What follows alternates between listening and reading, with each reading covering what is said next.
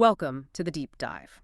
We pull back the layers on fascinating sources to uncover crucial insights. Today, we're taking a really profound journey into, well, one of the most ancient and compelling books ever written, the Book of Job.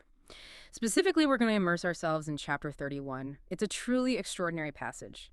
Job, right in the middle of immense suffering, lays bare his entire moral life. It's this incredibly bold declaration of integrity before God himself.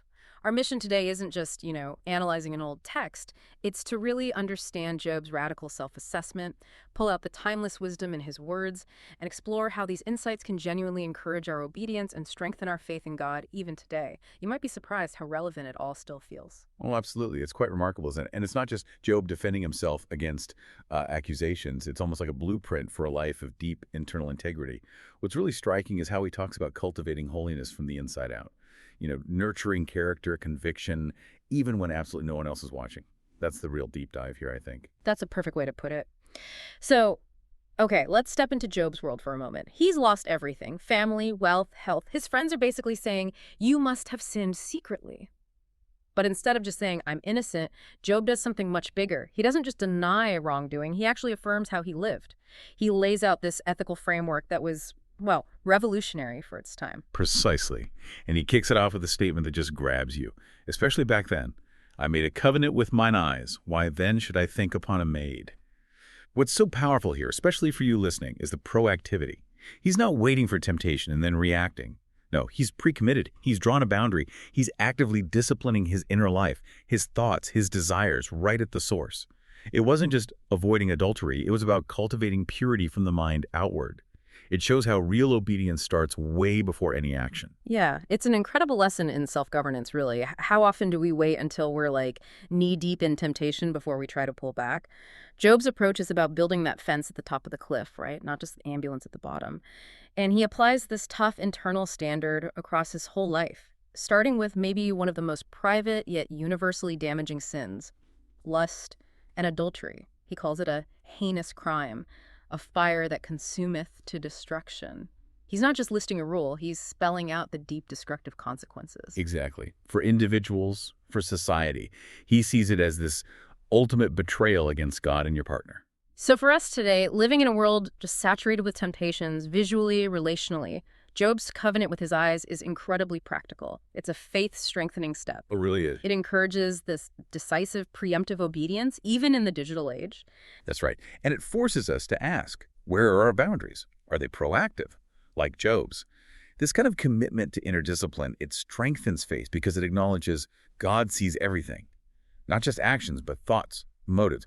It builds a conscience that wants to please him even when no one else is looking. Okay, so moving from the personal, Job then touches on something truly radical for his time: the fair treatment of servants. He asks this profound question: did not he that made me in the womb make him? And did not one fashion us in the womb? This is so much more than just being a good master.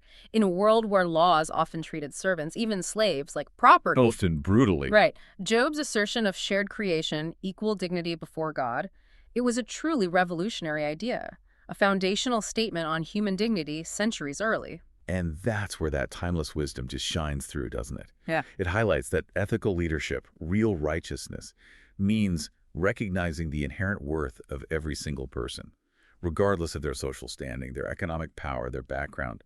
For us today, it challenges us, How do we treat those with less power, colleagues, employees, service workers? It encourages an obedience rooted in respect for all of God's creation, and that deeply strengthens our faith in a God who is just and compassionate to everyone. Absolutely. And Job wasn't just progressive in his views. His life showed real care for the vulnerable. He declared he never withheld the poor from their desire, didn't cause the eyes of the widow to fail. He talks about sharing his food with the fatherless, clothing the naked, saying they were warmed with the fleece of my sheep. It's so tangible. It really is. And he was so committed to this, he even calls down this severe physical punishment on himself if he failed, saying, let mine arm fall from my shoulder blade. Wow. It's such a powerful, almost visceral vow. It just speaks volumes about his conviction. And what's really significant here is that Job's righteousness wasn't some abstract belief. It was active, practical compassion. His faith drove him to do things.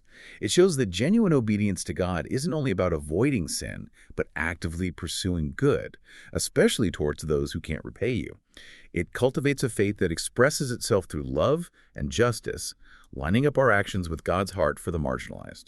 And speaking of what defines us, Job also passionately rejects the idolatry of wealth. He affirmed he never made gold my hope, never found his confidence in riches. Mhm. He saw worshiping wealth, or even things like the sun or moon, as denying the God that is above. And this isn't just about obvious idols, it's about examining where our ultimate trust and security really lie. That's the key. I mean, how many of us, if we're honest, feel that little flutter of false security when the bank account looks good, or we get that new thing? Job's challenge is deep because it gets into the subtle ways we let material things kind of push God out of the center of our hearts. Yeah, and that raises a huge question for us today, doesn't it? Yeah. In our consumer-driven world, it's so easy to slip into placing hope in financial stability or just stuff. Job reminds us, true righteousness isn't measured by prosperity. Our confidence shouldn't be in what we own, but in the God who provides everything. This reinforces an obedience that puts God's kingdom first and strengthens a faith that finds its real security in Him alone. He didn't stop there either. His integrity reached even his enemies and strangers, too. He stated he didn't rejoice at the destruction of him that hated me, nor did he let his mouth sin by wishing a curse to his soul. Which is radical. Totally radical. In a world where revenge was often expected, even celebrated, Job practiced this astonishing level of compassion, even for those who wished him harm. Yeah. And his generosity wasn't just for enemies, it flowed to strangers. He made sure the stranger did not lodge in the street. He opened my doors to the traveler. What's fascinating here is how his character just goes beyond typical human reactions, doesn't it? Retribution. He reaches for a higher, divine standard of love, hospitality. It speaks to a deep, transformative faith that shapes how we interact with everyone, even opponents. This kind of compassion for enemies, this open-hearted hospitality, it demonstrates an obedience reflecting God's own character. And it strengthens our faith in His power to change us from the inside. It challenges us to actively choose love and generosity, especially when it's hard or inconvenient. And finally, Job brings it all home to honesty and accountability. He declared he didn't cover my transgressions as Adam by hiding mine iniquity in my bosom. He didn't fear public opinion so much that he stayed quiet. Right. No hiding. He wasn't afraid of the truth. He was open, transparent, ready to face scrutiny because he knew his life could stand up to it.